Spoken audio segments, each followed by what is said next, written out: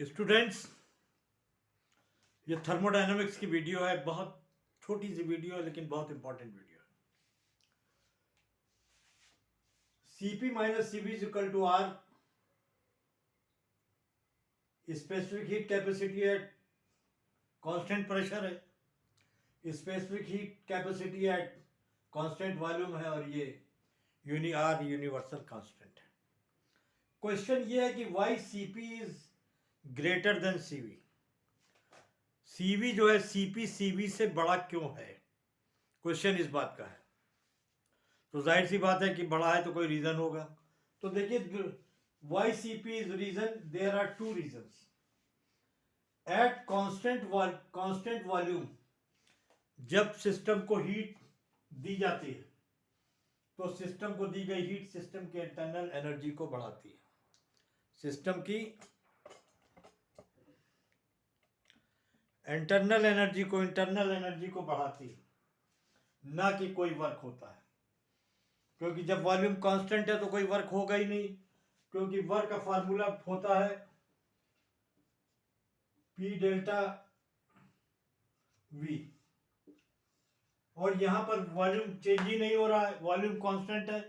तो जब volume constant है तो delta H is equal to delta U plus PW formula है थर्मोडायनामिक्स का ये। तो यहां पर जब V जीरो है तो वर्क भी जीरो हो जाएगा, तो यहां पर delta H is equal to delta U। अब दूसरा रीजन है कि एट कांस्टेंट प्रेशर सिस्टम को हीट दी जाती है तो हीट का कुछ पार्ट सिस्टम के वॉल्यूम को बढ़ाता है, और कुछ पार्ट सिस्टम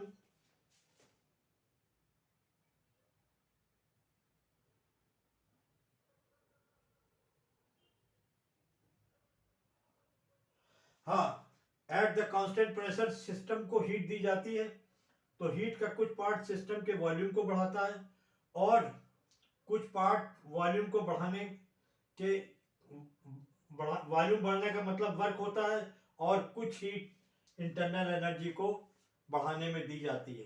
तो ये delta H is equal to delta U, और प्लस दोनों ही, इसीलिए Cp जो है वो Cv से बड़ा है। छोटा सा क्वेश्चन है, कई बार ये क्वेश्चन बहुत से एग्जाम में आ चुका है कि Cp क्यों Cv से बड़ा है।